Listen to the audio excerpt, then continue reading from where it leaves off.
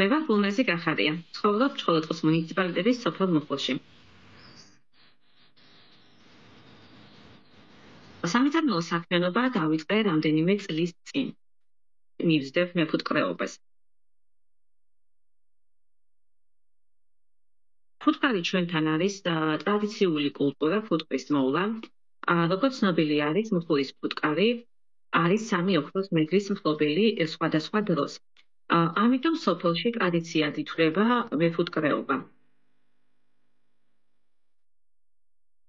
თითქმის ყოველი მეორე ოჯახი მიიღებს მეფუტკრეობას, ადრე უფრო მეტი იყო ჩართული, სანამ ეს დაავადებები გავრცელდებოდა, ფუტკრის ოჯახებში ექნებოდა საფრთხე, არ იყო ამდენი დაავადება, ფუტკარი ბუნებრივ პირობებში იყო. ეხლა აი ამ დაავადებებთან ერთად პრევენციული ზომებია მისაღები, შესაბამისი წამლობა ჭირდება, შესაბამისი მკურნალობა ჭირდება, ამიტომ ადამიანისგან მეტ ენერგიას და შრომას ითხოვს ფუტკრის მოვლა. პირველი გზა სწორედ აი ჩვენთან იყო მეფუტკრეობის ბაზა და ამას უკავშირდება სოფელში, წყალმომარაგება პირველი სოფელში სწორედ აი ამ ფუტკარს უკავშირდება, ამიტომ ძალიან ცნობილი და ახლო თემა ეგ ჩვენთვის ყველასთვის.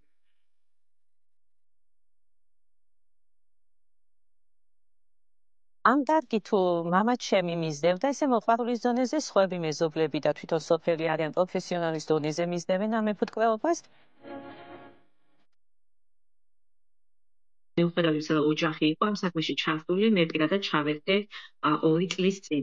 გამოჩნდა ესეთი პროექტი უნიდო, შემოვიდა მუხლში და მუშაობდა მეფუტკრეობის მიმართულებით. დავინტერესდი ამ პროექტით, ჩავერთე, გავიღმავე ცოდნა, მომცა შესაბამისი განათლება ამ მიმართულებით, ძალიან ბევრი სიახლე გავიგე.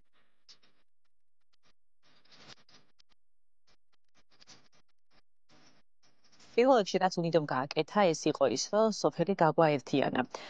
სხვადასხვა მცირე მეწარმეები და სხვადასხვა ფუტკართან დაკავშირებული ვინც სხვადასხვა საქმეს ეწევა, ეს ადამიანები დავკავშირდით. მე პირადად დაუშვათ გავზრდიალდი იმითი, რომ ცოდნა გავიღრმავე, უფრო მეტად დავინტერესდი და აი ამ ტრენინგების მეშვეობით გავიგე იმაზე მეტი, რაც მანამდე ვიცოდი და უფრო აი ამ მიმართულებით ხედვა საიდკენ, რომელიც მქონდა დაუშვათ ბუნდოვანი, უფრო კონკრეტული გახდა.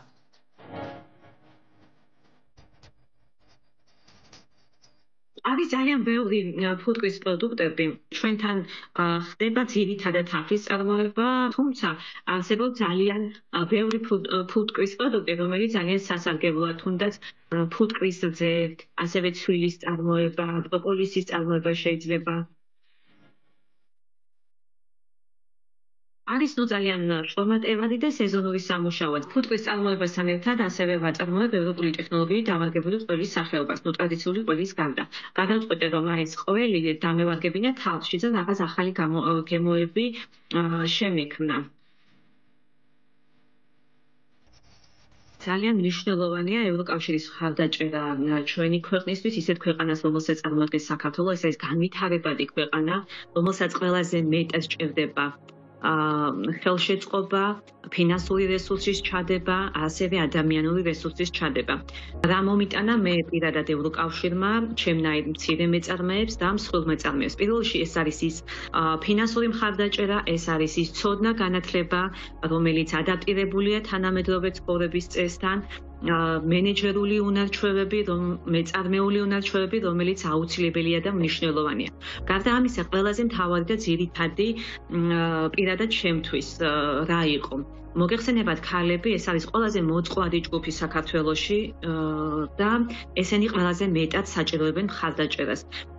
აი ამ კუთხით, ქალების გაძლიერების კუთხით ძალიან მნიშვნელოვანი არის და იყო ჩვენს ქვეყანაში ევროკავშირის მხარდაჭერა, იმიტომ რომ ჩვენ როგორც ვიცით, ქალები არ არიან მენეჯერის პოზიციაზე, ანუ გადამწყვეტი პირები, თუნდაც დასაქმების სექტორში, ამიტომ ძალიან ბევრ პრობლემებს აწყდებიან ქალები აი ამ მიმართულებით.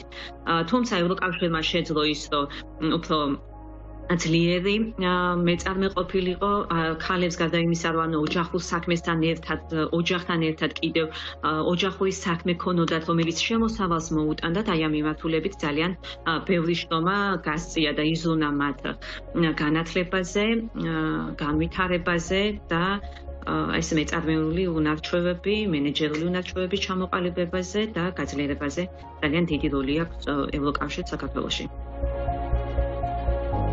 მე ვსწავლობ პროფესიულზე. ჩავაბარე კიდევაც პროფესიულზე სენაკის სასწავლებელში და წელს ვამთავრებ. ანუ პროფესიულად მივდექი აი ამ საქმეს.